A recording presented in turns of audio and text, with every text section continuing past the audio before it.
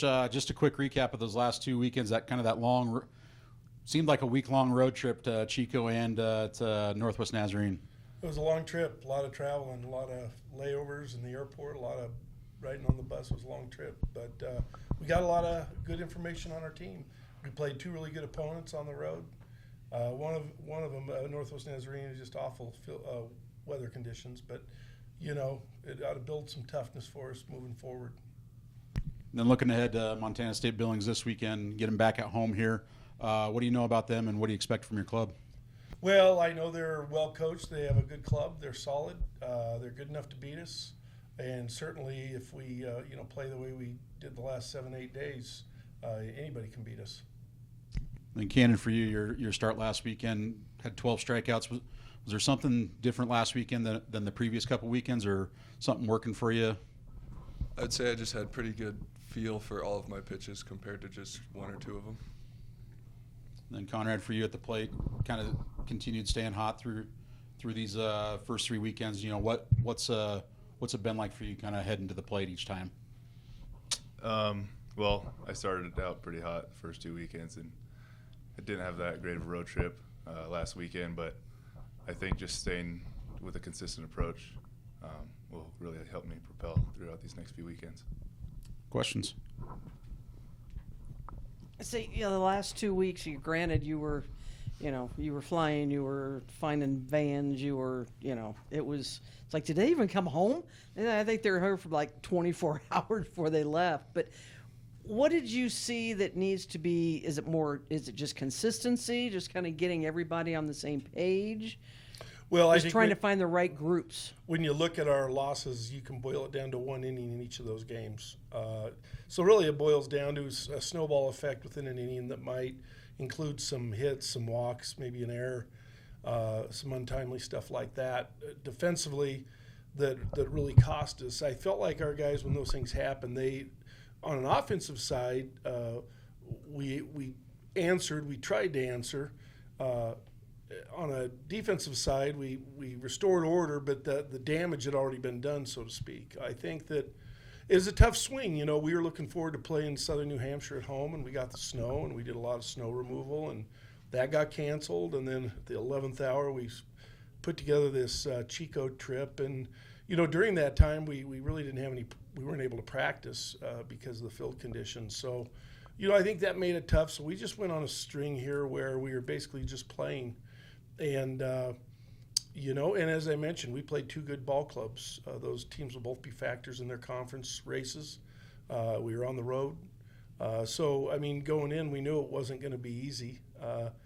And if we were worried about it being easy, we wouldn't have scheduled the Chico trip. We would have just rested up and stayed with the schedule. But I know the guys, we needed to play. We needed to find out more about our team.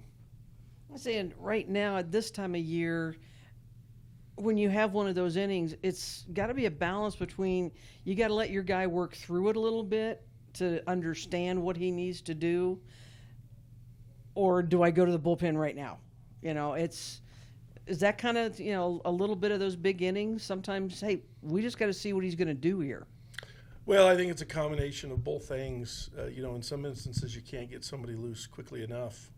In one instance, it was a new player into the game. It was his first inning. And it wasn't a Chico. David Craig didn't pitch poorly. We thought he had his leadoff guy struck out, but it was balled. He walked, and then they bunted.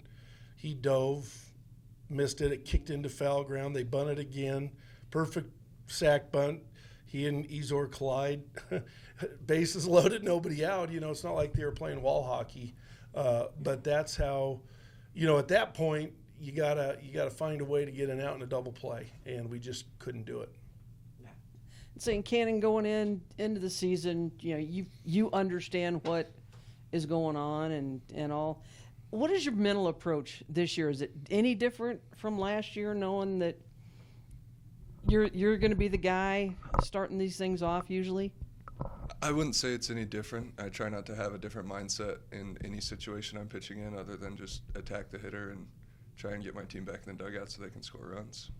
I'm saying you've obviously shown you can be a strikeout pitcher throughout your career, and like you said, you felt like all of your pitches were working.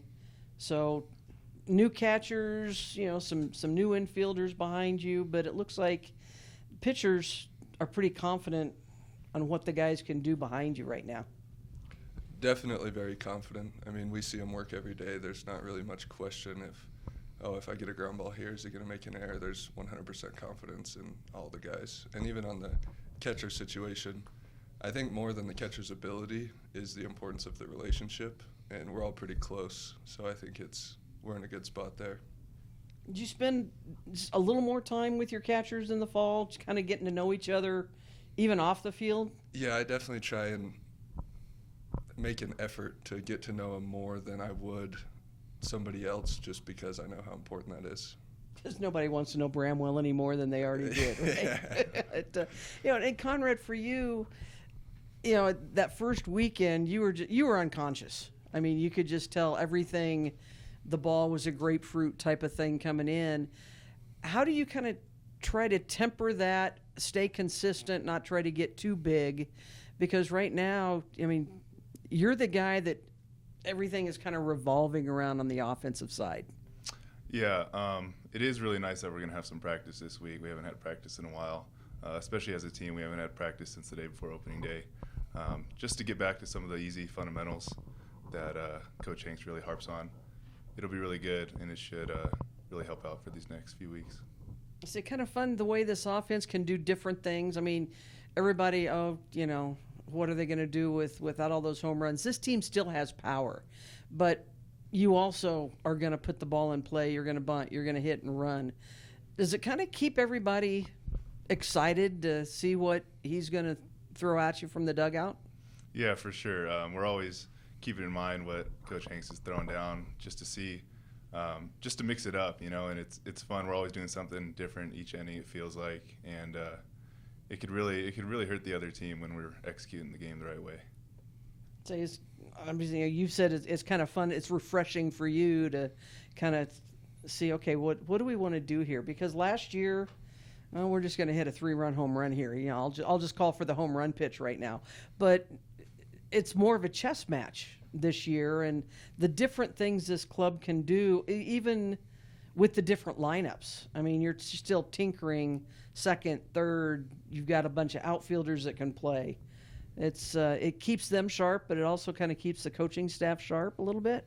Yeah, we want to have opportunities to, try to execute a bunch of different things so that we have ability to do it later in the year when it really matters.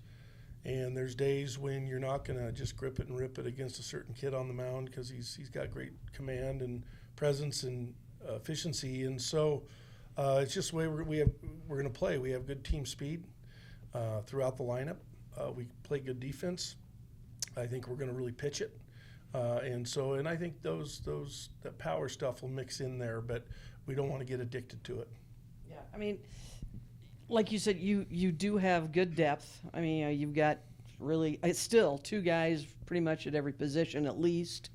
Are you do you want to have these are my 8 guys, and this is going to be my rotation by the time conference starts? Or I always feel like to have 7 people that are going to be in the lineup in most instances, and I've always felt like platooning a couple of spots is healthy, mixed in with maybe a rest for somebody here or there based on how they're playing, or just the need to see somebody else, and so we have to whittle down and figure that out, because if you try to play everybody, then nobody gets enough reps. Yeah. Are there anybody that's kind of jumped out at you these first 3 or 4 series?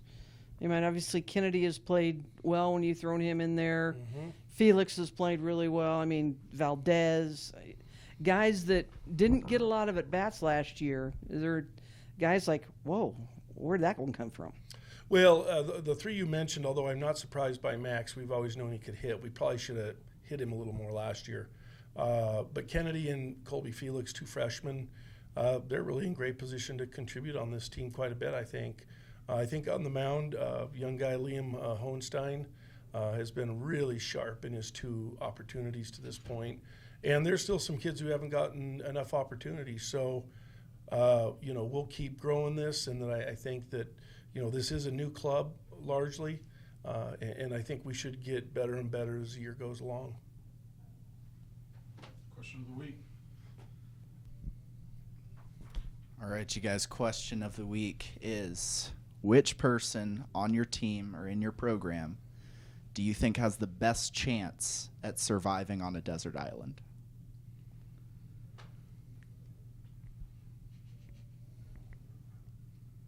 I'd probably go with Liam.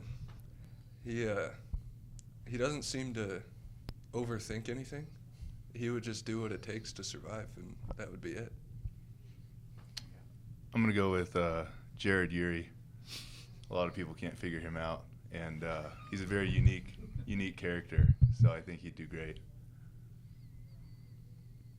I would say Jared Grenz because he's from Wyoming. That's a good answer. There you go. He's already on a desert island.